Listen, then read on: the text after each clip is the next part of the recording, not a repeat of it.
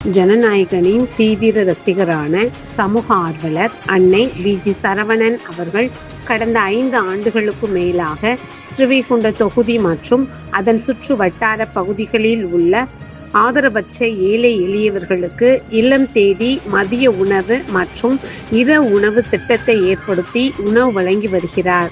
இந்நிலையில் தமிழக வெற்றிக் கழகத்தின் ஐம்பெரும் கொள்கை தலைவர்களுள் ஒருவரான சமூக ஆர்வலர் அஞ்சலை அம்மாளை கொள்கை தலைவராக அறிவித்ததன் ஈர்ப்பால் தமிழக வெற்றிக் கழகத்துடன் இணைந்து தமிழக வெற்றிக் கழக தலைவர் தளபதி திரு விஜய் அவர்களின் ஆசையுடன் கழக பொதுச் செயலாளர் அண்ணன் புசி என் ஆனந்த் அவர்களின் வழிகாட்டுதலின் படியும் 26/1/2026 அன்று 1322வது நாளாக ஏரல், உண்டியலூர், ஸ்ரீவைகுண்டம், கோட்டைக்காடு, திருதொண்டநல்லூர் மற்றும் கீழமங்கலக்குறிச்சி அதன் சுற்று வட்டார பகுதிகளில் உள்ள 163 ஆதரவற்ற ஏழை எளியவர்களுக்கு தமிழக வெற்றிக் கழகம் தூத்துக்குடி மேற்கு மாவட்டம் ஜனநாயகனின் தீவிர ரசிகரான சமூக ஆர்வலர் அன்னை வி.ஜி. சரவணன் அவர்களின் சார்பில் மதிய உணவாக முட்டையுடன் கூடிய எலுமிச்சை சாதம் சாப்பாடு